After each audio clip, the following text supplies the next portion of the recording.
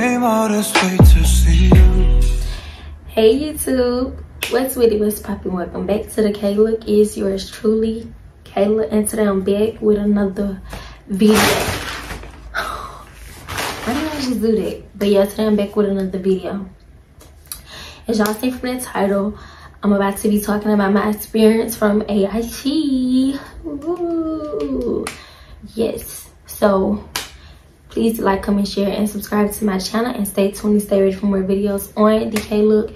And also, I got some pizza because I just got off, so I'm hungry and I'm trying to do some videos before I clean my room. And I'm just trying to, yeah, do this. So please like, comment, share, and subscribe, and stay tuned and stay ready for more videos on the KAYLA. Okay, getting right into it. If you haven't watched my other videos, please watch my other videos about basic. I was trying to think if there was something that I left out, but I really don't feel like I did.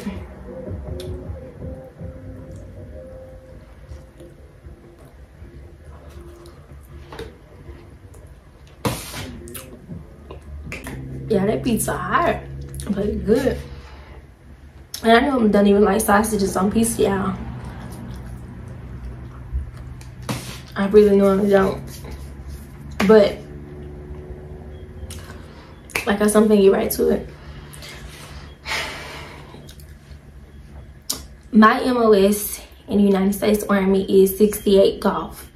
That is Patient Administration Specialist. Yeah, 6-day off, 6-day series. So all 6-day series go to Fort Sam Houston in San Antonio, Texas. All 6-day series go there. No matter what 6-day series you are, you're going there, period. I just would like to say that I really appreciated my little 7 weeks at Fort Sam. I really appreciated the experience. I really appreciated the drills. Some of the friends or battles that I made, I really appreciate them. Fort Sam is a whole different experience than basic training. We had more freedom. We were able to eat our snacks again. We were able to just basically be treated like humans again, if that makes sense. So when I first got to Fort Sam, we all 6-day series rode there together. But when we got there, I can't really speak for everybody else, but I felt the energy that we all kind of felt like nervous, because we really didn't know what we were like about to get into, because like, you know how basic was. So we got there, everybody was nervous, but we all got off the bus and we all unloaded our things from the bus, and we still like had the basic mentality. So we all was like we all set our things up like uniform, if that makes sense. And then I remember once we got off, at least I know I wasn't that nervous, but I was kind of nervous because, like I said, we knew we still had drills, so we kind of really felt like it was gonna be basic part 2.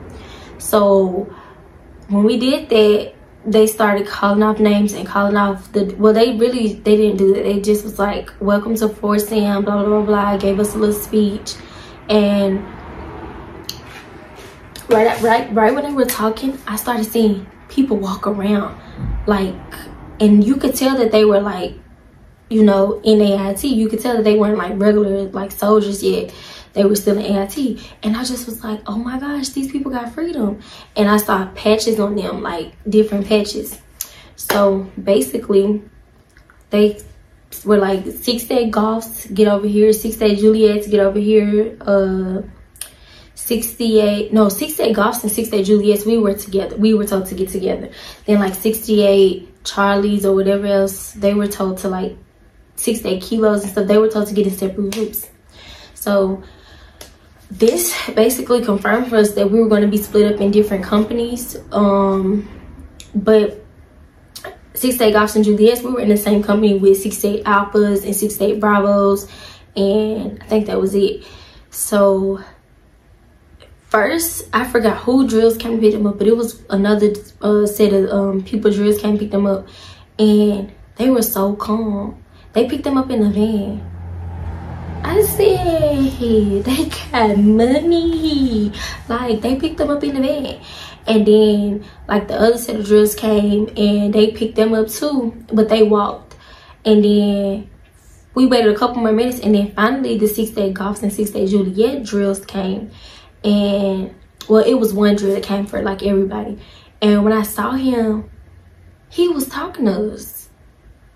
And then he was like, this is the thing, y'all. He said, soldier. I said, you talking to us?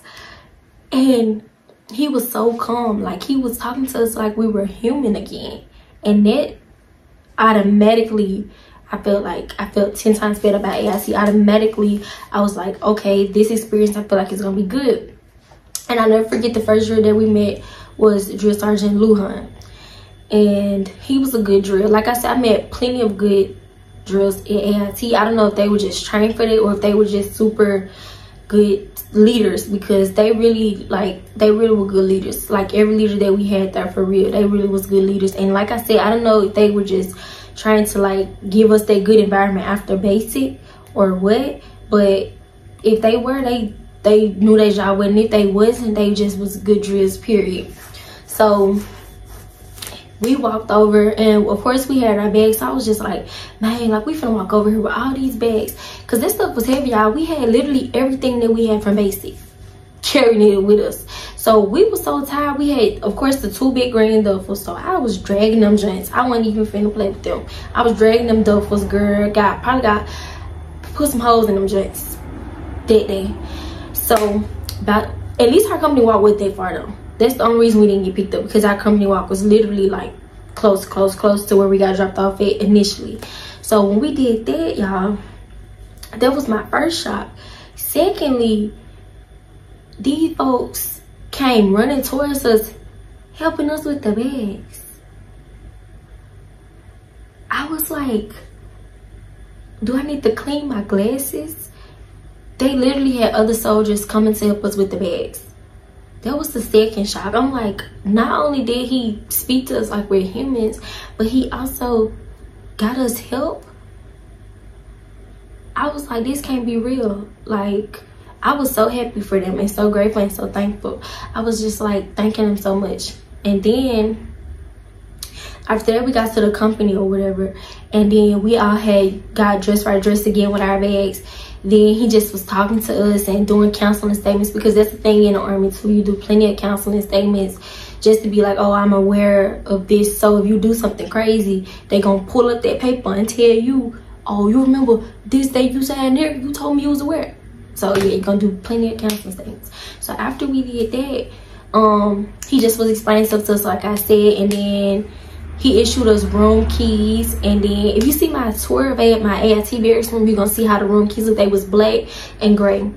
And then he started calling off the names, and he was like, these gonna be y'all roommates. And so basically he was just pairing us up, and Juliet's were with Juliet's and Goff's were with Goff's.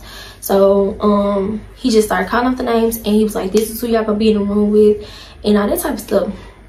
So we like, cool. And then after that,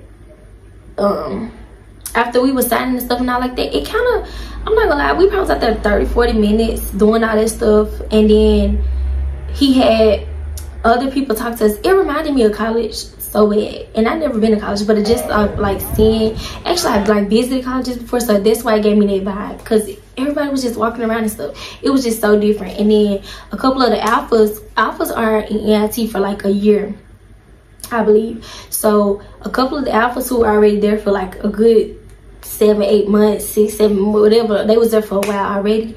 They was out there talking to us as well, and they gave me like they was the seniors and we was the freshmen. And I ain't like that, but I was like, okay, cool.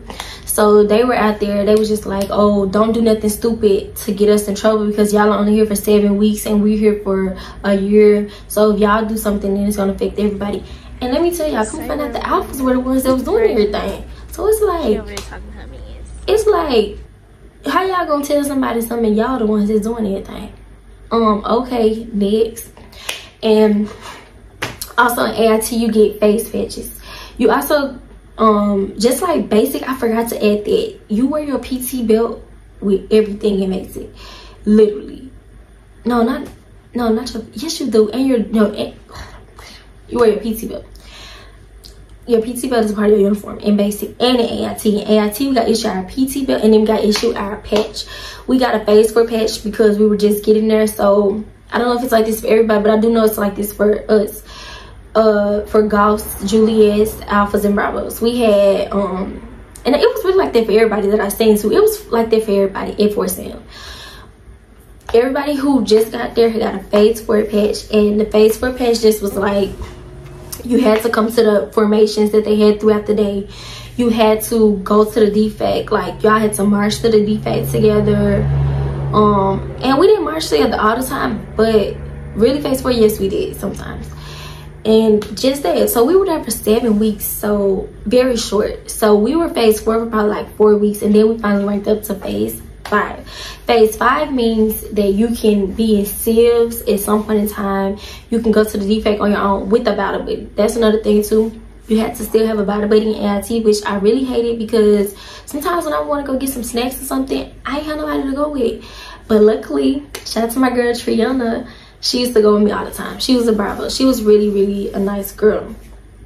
So yeah, but other than that, if you ain't had nobody to go with, you wasn't going, because you still had to have a battle buddy in AIT.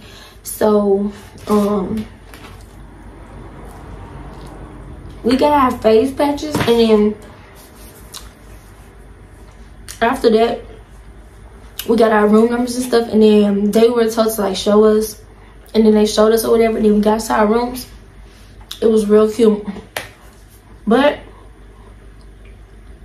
what I still didn't like was that we still had like battle buddies and stuff like that, and roommates, because people are just not compatible. That's something that's never gonna work in the Army, and I feel like they never gonna understand it. But right after we did that, we unpacked and stuff, and I just was like, this is gonna be nice. Like, it's gonna be real nice. So yeah. Okay, so yeah, so there were 2 females to a room. Y'all both got y'all own lockers. Again, just like basically how we had the big storage lockers, you got that again, and you have to secure it as well. And then like, it's in my video, me showing the room and stuff like that. So we did that, and we still, everything in the Army is about uniformity, so we still had to make our beds a certain way. We still had to be dressed like as far as like our lockers, they had to be clean, and we had to have all of our shoes lined up on the top of our lockers as well, and it had to be in this specific order too. And that was pretty much how it was. There are 2 Dfacs in 4SAM. There is Slagles, and then there is Rocco's. Excuse me, y'all. Slagles is closer to our barracks, so that's where we went most of the time. Slagles food was good. Some people used to be like it wasn't, but that food was pretty decent. That food was good as freak, literally. And we used to go in there wrecking up on the muffins and snack shop, put them in our bag, take them back to our rooms. And we used to have them locked up, because if the drills don't see, then they not gonna have an issue. The problem be when people do dumb stuff, like purposely dumb stuff, and then that's when the issue arises. But as long as we had it locked up, it wasn't no issue. And then Rocco's was the best though, no matter what, y'all. That food was good at Rocco's. So anytime that we had like a little extra time, we would try to go to Rocco's. But yeah, we still had formations. You still had to make sure everybody was in formations and present. We still had PGs. We didn't have APGs when we was in AIT, but we had PGs. And we had squad leaders and stuff. Fun fact, I was a squad leader. And it was just real nice. It was just a different time. I was squad leader of the first squad, and it just was it was all a different vibe. AIT just really uplifted my spirits, because in basic I did feel like I was overlooked a lot by drills and just looked past or whatever. And so when I got to AIT, I felt more seen, I felt more heard, and I'm really appreciative of my drills that I had there. Like Staff Sergeant Lopez too, I really appreciate her, because like when I had an issue arise, I remember that she got onto the issue and she handled it as she should have done. And I just really have a lot of respect for them. Like if I ever meet them again and stuff, like they got my respect. I don't know how they are like as leaders in the regular army, but I know at AIT they were top-notch leaders. They were really good leaders. So that's that. And it just was a whole different experience. Like I said, you got to, as long as you had a battle buddy, you could walk to the, when you were done for the day at AIT, like we had bed checks. Bed checks was at like 8 p.m., 9 p.m. sometimes. When you were done for the day though, which we would be done with like schooling, because you got to march to school and stuff. So you still do all the marching and stuff. We marched like as a one whole big company, and it was deep. We were too deep. But after y'all get done with school, which was probably like at 16, 17 sometimes, when you were phase 4, you had to go and ask for a pass to go to like the PX or something, or to go get food. But when you were phase 5, you didn't have to go ask for a pass no more. So after we got done, we would go up and change real quick and go run to go to the PX, or go run to get food, or go run to the Dfac. Just do little things like that. It was just little stuff like that that let us know like, dang, we got freedom again. And also we were able to go off base to like restaurants. So that was another thing. We were able to go off base. It's phase 4. You could go off base, but you had to be, could we go off base in phase 4? I don't remember, but I know in phase 5 you could, and you had to, and you could be in civilian. So that was the good thing. And then what else? Like it was just a cool experience. Like I'm trying to remember stuff, y'all. It was just a good experience overall. We shopped a lot. Like we shopped a whole lot. So I spent so much money there. Like I bought so much stuff online and so much shoes. And to be honest, I kind of would recommend, like if you're active duty, to kind of wait till you get to your unit, because some type of way you're gonna have to fit all that stuff. Like they're not gonna do like what we do here, like the housing and stuff. They're not gonna do that. Like all your stuff that you acquire in AIT, you have to take that with you, like in your bags or something. So if you're not gonna be able to transfer all this stuff, like if you can't fit it, you're gonna have to get rid of things. And so what a lot of people did was they sold a lot of stuff, or they would just, you know, they would just have to throw it away, because after you're done, you're done. You can't do anything with it. And another thing that some people did, like the National Guards and Reserve soldiers, they just would send their things home, like if they couldn't fit everything. So there is a post office on base, and it was really close to our company. It was right by Domino's. So a lot of people went by boxes and just packed up a lot of stuff and sent it. But of course, they cost money. But for me, since I was coming to Germany and I was not able to go home, I had to literally, I had so much stuff, y'all. Literally, I'm telling y'all, so much stuff. But what I had to do was I had to, I did the same thing that a lot of people did. I sent a lot of stuff home. And I was just gonna be like, whenever I go home to visit or like pack my household goods, I would just get it back then. Because I sent my big military backpack that my mama got for me. That just nice. I was so mad, but I didn't have the space for it, so I had no choice. And I sent like one of my duffels. I sent boots home. I sent so much stuff on, y'all, because I literally had that much stuff. And like I said, you either throw it away or you send it, no in between, or you pack it up in your bags if you can pack it up. And I had big suitcases and still couldn't pack all that stuff up. So yeah, I would just recommend not to buy too much. I mean, I know that it's kind of gonna be there and you kind of gonna want it, but I would just recommend it. But it was just a whole different vibe overall. That's the more of this video, and it was fun. Like we still got corrective action. I remember my very first night there, Drill Sergeant Lujan specifically told us not to leave our CACs and not to leave our dog tags. And guess what I did? I left my dog tags. He said, when bad checks come, soldiers, I don't care that you knew, you're going to get effed up. And I literally was doing exercise in front of everybody as the new girl my first night. It was so embarrassing. It was really embarrassing. Oh my gosh. But for bed checks, we would just go through holding our cats and our dog tags. They just make sure we there, make sure we accounted for it, because like I said, we got much more freedom in AIT. So they just had to make sure that everybody was present. And then that was pretty much it, y'all. Also, another thing, when we like completed school for the day, if we would get done, we also had day rooms. I wish I would have included that in my little tour, but I didn't. But we would sometimes go to the day rooms, or sometimes we have to sit outside and we would just have to wait until everybody's done. And then we would have formation on the field. And after formation on the field, that's when they would release us for the day. Also, PT was still the same. We had to get up at like 4 in the morning. I kid y'all not. 4 in the freaking morning. We still did HCFTs. We still, well, we did one, since we were on there for 7 weeks, and it was crazy. But we got to talk to our drills like we were humans again. Nevertheless, they still stress discipline and integrity and stuff like that. Even though they were more relaxed, they were cracking jokes and stuff like that, they still stressed a lot of it, because they were like staff sergeants and sergeant first class. Most of them really were. None of them were really like sergeants. I had like an instructor who was a sergeant. Also, we get one field exercise in AIT. That's when you're about to graduate.